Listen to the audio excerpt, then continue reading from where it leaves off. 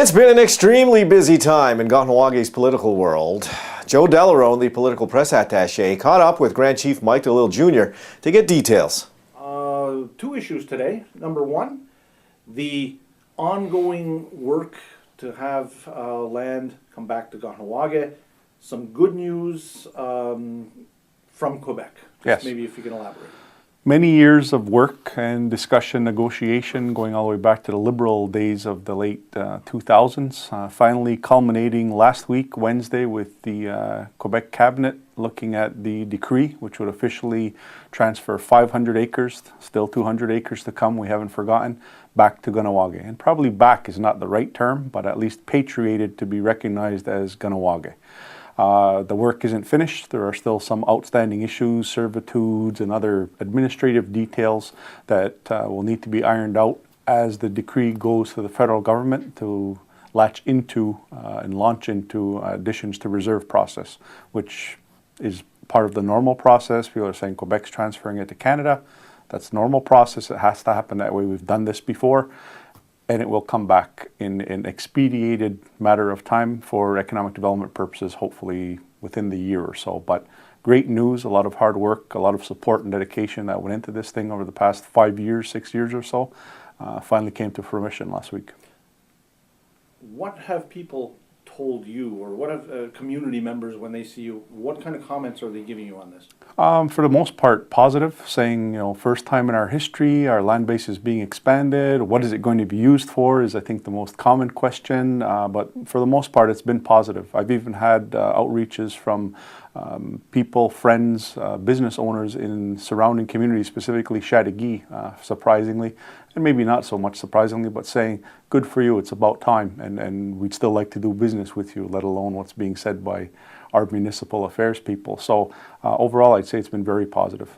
There's been some media on this, but since Quebec Cabinet actually signed the decree, they didn't put anything out there. I guess they have some concerns with their own constituents. Well, they've had concerns with their own constituents, like I said, all the way back to 2008, 9, and 10. Now I think that the decree is passed. It's still going through proper protocol in terms of its public release and so on. It is done, and that's why we said it was the opportune time for us to put out the release, and we needed to put out the release to the community because it's obviously news. So we're dealing with it as we normally do with the province of Quebec, regardless of who's in power. They need to take their own positions and protocols, and they know as well as we do that the MRC, Roussillon, and surrounding mayors are upset with the issue, but it is a done deal. Why would they be so concerned about some acres that are on this side of the highway and are practically useless to them? Well, it does still take away from their municipal tax base, if you will. Then they will be compensated by Quebec, not by us, for that, even though they couldn't occupy it. Most of it that had been utilized over the course of the last 2 decades was released to the farmer who had it expropriated from him during the construction of the original Highway 30. People could see the cornfields close to Chateauguay and, you know, sparsely here and there in the areas that were able to be farmed. Their major point is lack of consultation, which I don't agree with. Quebec did speak with them all the way back to 3, 4, 5 years ago, so they know what was coming down the pipe. And their second argument is that it gives Kahnawake an unfair economic advantage. And I say to them, it's about time.